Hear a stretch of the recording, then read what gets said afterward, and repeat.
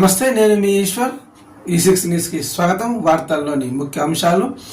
మనోహరాబాద్లో ఓ పరిశ్రమకు కరెంటు పునరుద్ధరణ కోసం ₹50,000 లంచంగా ఇవ్వాలని పరిశ్రమ యజమానిని డిమాండ్ చేసిన ఏఈ.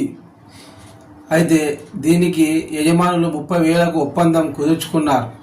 ఇందుకు అడ్వాన్స్గా ఈ నెల 18న ₹10,000 అందజేశారు. మరో 20,000 తన కార్యాలయంలో ఏఈకి ఇస్తుండగా Medak range ACB DSP Sudarshan, ఇన్స్పెక్టర్లు వెంకటేశ్వర్లు, రమేష్లతో పాటు అధికారులు వలపన్ని రెడ్ హ్యాండ్గా పట్టుకున్నారు. ఈ ఘటన మెదక్ జిల్లా మనోహరాబాద్ మండలం కాలకల్ విద్యుత్ సర్కిల్ కార్యాలయంలో చోటు చేసుకుంది.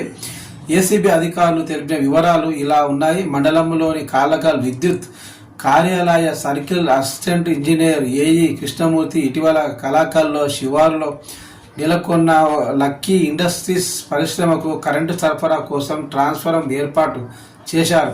అయితే ఏర్పాటు చేసిన ట్రాన్స్ఫారం నుండి పరిశ్రమకు కరెంటు సరఫరాను పునరుద్ధరించాలని పరిశ్రమ యజమానులు ఏఈని కోరగా 50,000 లంచం డిమాండ్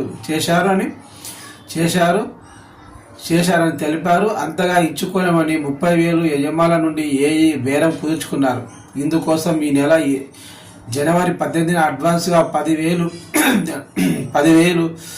ఏఈకి అప్పజెప్పారు. మరో 20,000 2 రోజుల్లో ఇస్తామని ఒప్పందం కుదుర్చుకున్నారు.